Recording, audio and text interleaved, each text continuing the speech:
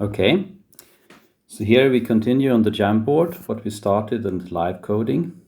So I was busy connecting a few different chapters of the book, weeks of the course.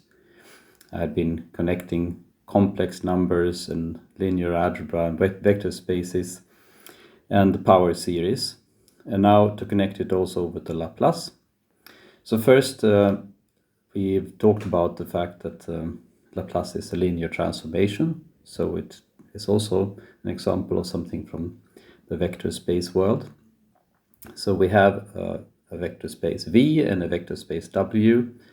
And the Laplace transform, if we apply it to some vector f, which is a function scaled by a real number alpha, plus another vector g, which is another function scaled by the real number beta, then the Laplace transform is linear, meaning that we get alpha scale Laplace f plus beta scale Laplace of g. So let's check the types here to make sure that we're not confused. So let's take a little blue underline for alpha, beta, and these different cases. So all of these blue things are real numbers, or I mean, actually, it could be complex numbers as well.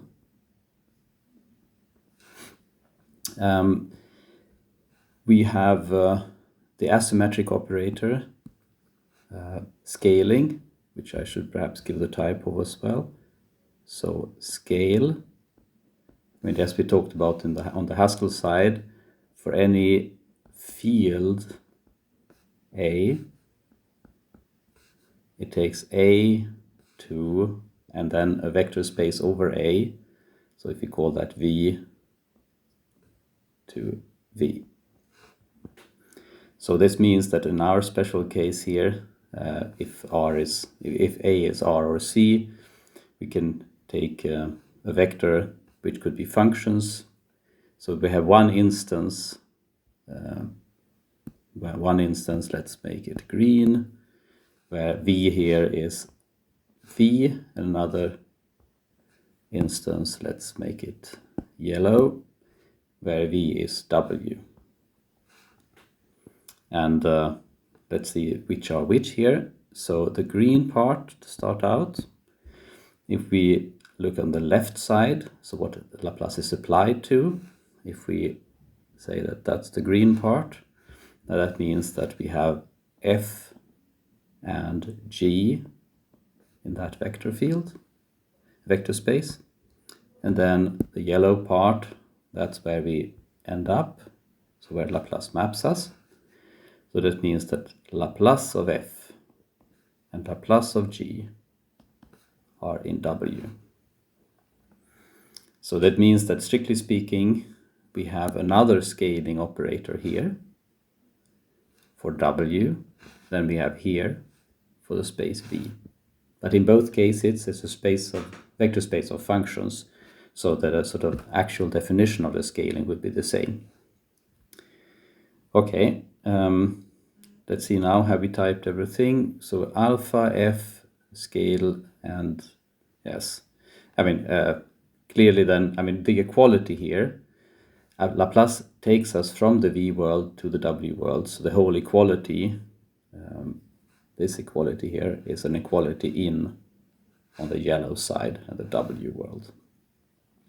Then we may also notice that we have not applied this Laplace transform here to S, the argument, where we often use when we calculate with it, because sometimes it's easier to be have points involved instead of being point-free. But at this level, we can really see the homomorphism structure here. So addition maps to addition, scaling maps to scaling, and the only thing is that the L, the Laplace transform, is pushed inside to f and g. This means that for any constants, alpha and beta, and any sum, it could also be several additions here, any sum of scaled vectors, then we can just, it's enough to apply Laplace to the vectors that have been scaled. So that means that if we make a table of Laplace transforms, we don't have to care about the additions and the scaling. We only have to care about sort of the core difference functions. Okay, and then let's try to connect sine, cosine, and exp. So one of the last things we did on the previous Emacs window was saying that the function f of t being e to the power of I t, I being the imaginary unit, not an integer. So this function can be written as the sum of a cosine of t and sine of t scaled by I. So I'll just write it as I times here, because we're now not at the vector space level. I've applied the vectors, cosine and sine and so on, to arguments, that I'm down to the normal complex numbers. So it's I times sine plus cosine is the same as e to the power of it. And we sort of discovered that from exploring the power series representations, but it can also be proven. But let's not focus on that part here. Let's focus on using this to get the Laplace transform for the cosine from the Laplace transform from exponential. So how do we do it? Well, we apply f to minus t. Then we get e to the power of minus it on the left-hand side, and we get the cosine of minus t plus I times the sine of minus t. And then we can think, what properties do we know about cosine and sine? Well, we know that cosine is an even function. So cosine of minus t is actually the same as cosine of t. So we can make another line here, saying this is the same as cosine of t. On the other hand, sine is an odd function, meaning that the sine here is transported out. So sine of minus t is minus sine t. So if we write that, we get minus I times sine t. So these are sort of underlying properties of sine and cosine. It might also be worth mentioning that the t here is a real number. It doesn't have to be, but the way we think about it here is just as a real number. So these cosines and sines are just normal real part and imaginary part of a resulting complex number. Okay, so now we can see if we want to express cosine in terms of exponentials, we can subtract or we can add this equation and this equation. So let's do that. So actually let's take the average. So f of t plus f of minus t over 2. That's, well, we have one cosine here, another cosine here, divided by 2. So that's cosine of t. And here we got once I sine, where I sine t and minus I sine t. So that's 0. So we don't get any plus sine term here. It's just cosine. Okay, so f of t, well, that's the e to the power of it. So one other way of writing this is that the cosine of a real number t can be expressed as the average of e to the power of it and e to the power of minus it. So these are two complex numbers, but the imaginary parts would cancel out exactly. Okay, we can also do the similar calculation if we, instead of computing ft plus f minus t, do the opposite. So we take f of t minus f of minus t over 2. And then we see the cosine will disappear cosine t minus cosine t is 0. And we just get I sine t minus minus I sine. So that's 2I sine t divided by 2. So that means this is equal to I sine t. And if we just divide by I on both sides, it means we can express the sine of t as e to the power of it minus e to the power of minus it over 2I. And you might say that, okay, this is silly. The left-hand side definitely looks much simpler than the right-hand side in both these cases. But the thing is that we want to use this to compute the Laplace transform of the left-hand side. And we know how to compute the Laplace transforms of exponentials. And we also know the linearity. So let's make this, let's leave space by copying this slide and erasing the upper part.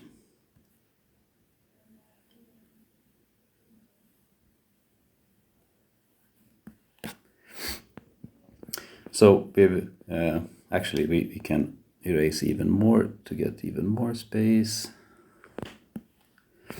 Okay, so we have these formulas, and then we ask ourselves, what is the Laplace transform of cosine at a certain point s? Well, we know that the Laplace transform is linear.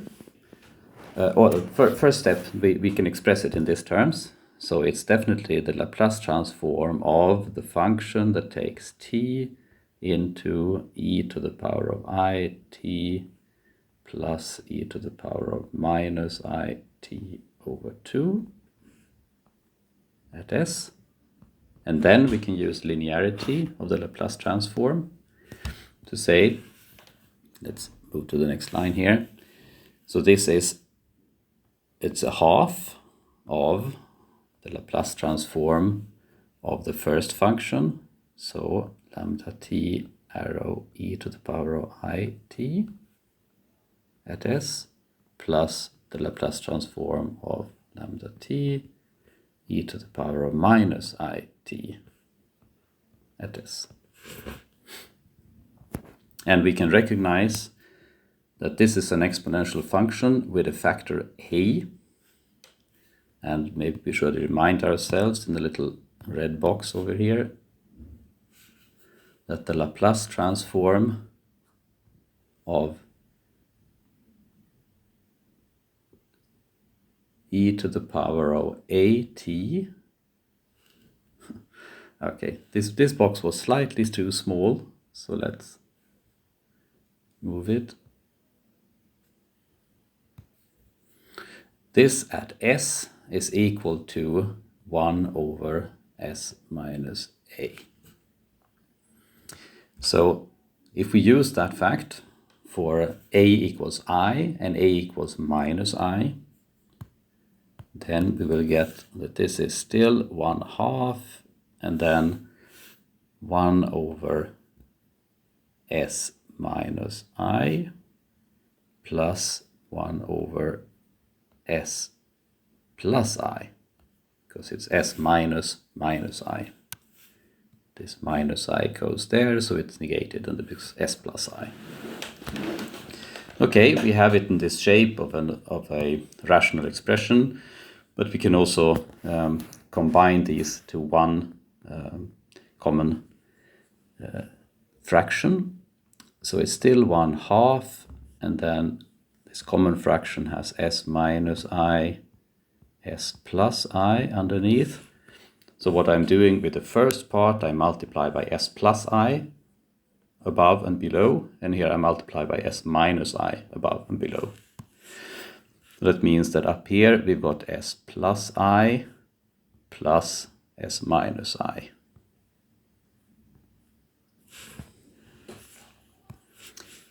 Okay, let's simplify this slightly. So we've got 2s and no i's on the top, and we also got divided by 2. So that means that we only got s left up there. And below the line, well, there we got the conjugate rule, saying if x minus y times x plus y is x squared minus y squared. So in this case, it's s squared minus I squared. But we know that I squared is minus 1. So then we get finally s over s squared plus 1. So we have here now computed the Laplace transform of the cosine by the fact that we know the Laplace transform of the exponentials. And the expression is the one we've also derived earlier when we did it mutually recursively for sine and cosine.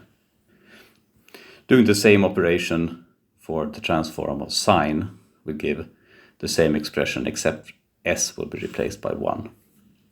The details of it is not important here, but I'm mentioning this for two reasons. One is to connect the sort of linearity of the Laplace transform with what we've done so far, but also because this has been on one earlier exam, the hint to use the cosine or sine expressed as exponentials to get the Laplace transform.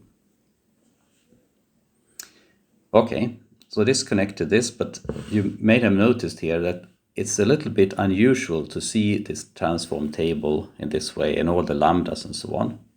So let's take one step out and look at what is a typical math notation for Laplace transforms and how do we make sense of it in our setting.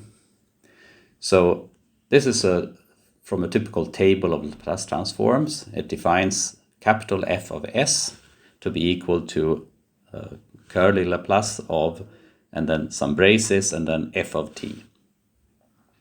So remember, when they write this, they usually mean f of t is the function f, and this is the function capital F, but it's not written that way, because the argument here is definitely not of the function type. It's already applied to some t. And we can see that even more clearly if we look at the actual table. These are a few selected items from the table. So it lists in the left column f of t and the right column f of s. So notice it's not just a function, it's a function applied to t and the capital F applied to s. So this is of course very nice for this short notation, because here we only write e to the power of at. We don't have to have lambda t arrow, and it's just cosine of t, it's just f prime of t, and so on. And similarly on the right hand side, this is not a function lambda s arrow, but it's just the s is bound already in the top of the table heading, and then we just see the expression 1 over s minus a, the one we saw on the previous slide, s squared over s squared plus 1, or this Laplace derivative law, s times f of s minus f of 0. But we can also make sense of this in terms of our typing, because looking at this, we can see that this is an expression with t as a free variable. And we already have a data type for expressions with one free variable, and that's funexp. So if you want to type this table, we can say that the left column and the right column are both funexp. So basically, and as the table is supposed to indicate the function that the Laplace is doing, then we can say that this curly L here has type funexp. Oops, that was a funexp to funexp. So it takes an expression in one variable, the one variable being t on this side, and returns an expression in one variable, the one variable being called s on the right hand side. So if we would have the corresponding syntax using funexp, it would be a little bit confusing, but let's just write it for practice here. So we can see that there's some mix of Haskell and math notation. So the Laplace here should be applied to the exp constructor, and then it's actually a multiplication of the constant a, or ca times, and then t, that's the variable, so that's the one we called x in our notation. So this particular pattern of the Laplace transform is mapped to, well, let's if I make this slightly smaller font, then I can fit it on one line. Okay, so I continue here. So this is equal to, well, it should be this expression. So now it's an expression, so we don't have to worry about the lambdas. So it's recip of, well, s minus a. So s, that's the variable, that's x. And I don't remember, I think, let's assume I got a minus constructor here. So colon minus colon constant a. So notice how I'm transforming an expression in one variable. So e to the power of a times x, that's the pattern matching that goes on here, to the 1 over x minus the constant a. So this is a way then of sort of making sense of what these tables are listing. Another way is saying, well, it is actually a lambda expression, lambda t arrow. It's just that for convenience, they put that lambda up here. They bound the t for the whole column, and they bound the s for the whole column. And in that case, we can actually see these expressions as the usual typing. I mean, we've had, just to compare here, our typing has been that lambda takes a function, well, for example, from real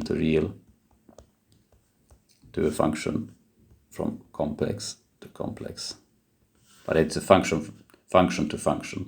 So you can see that the Laplace transform here works on sort of semantic entities, and here we're trying to make a version that works on syntactic entities.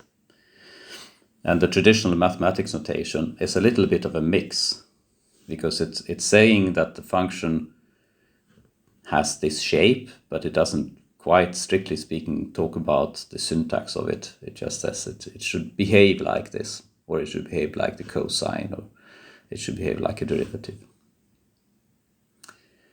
Okay, but this is a useful thing if you try to, after this course, look back at mathematical text, that very often in mathematics there are actually some kind of a Funnex representation in use. So instead of having functions, we're talking about expressions. And what makes it a little more complicated when we talk about, for example, partial derivatives and so on, is that it's not one argument Funnex. Here it's enough, because both f of t and f of s are actually one argument functions. It's a bit confusing perhaps to call both x, but it is consistent with the semantics function that would translate this to a function that corresponds to s to this, and so on. But for many applications, the Funnex that are used in mathematics and physics are expressions of several variables. And that is a place where it can cause some confusion, because especially when we talk about the little prime here for derivative, the prime, remember, is clear what it's doing on a one argument function. But if you have a function which has several arguments, it's not clear with respect to which variable you should take the derivative. So then you have this partial derivative notations and so on. But it's good to be able to move back and forth between the sort of Funnex view and the function view in these settings. Okay, this was all for this part.